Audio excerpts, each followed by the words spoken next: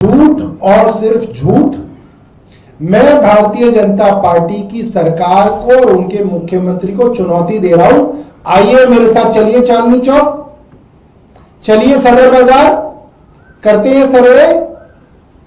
ज्यादातर व्यापारी, यहां तक कि जो भारतीय जनता पार्टी समर्थक व्यापारी थे, वो भी इस बात की निंदा कर रहे हैं और वो कह रहे हैं कि जबरदस्ती धक्काशाही की जा रही है और वो ये होने नहीं देंगे।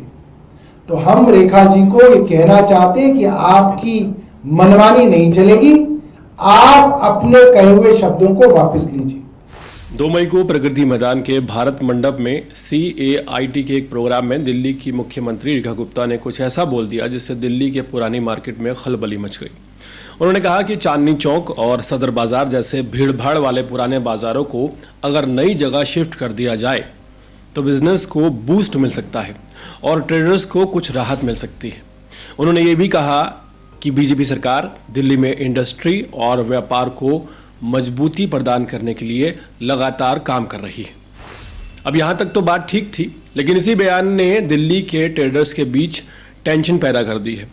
जिन मार्केट्स की बात हो रही थी वो कोई छोटे मोटे बाजार नहीं हैं, ये वही मार्केट्स हैं जो दिल्ली की पहचान है।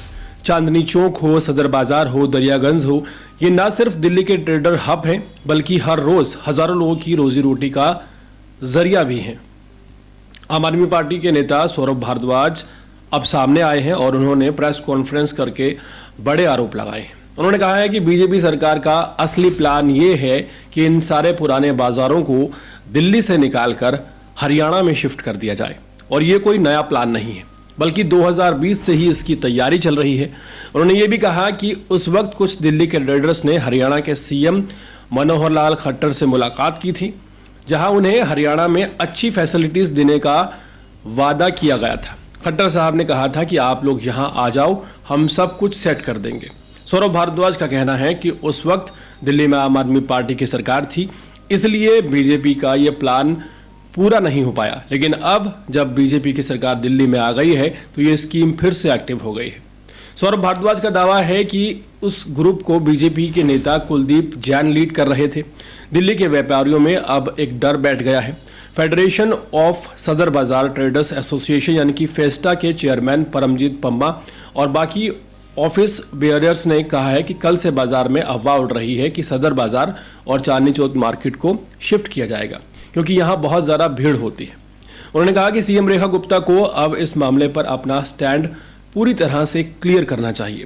फेस्टा ने प्लान किया है कि वो CM से मुलाकात करेंगे, अपने तमाम सवाल पूछेंगे और ये जानना चाहेंगे कि असल में बीजेपी सरकार का क्या इरादा है।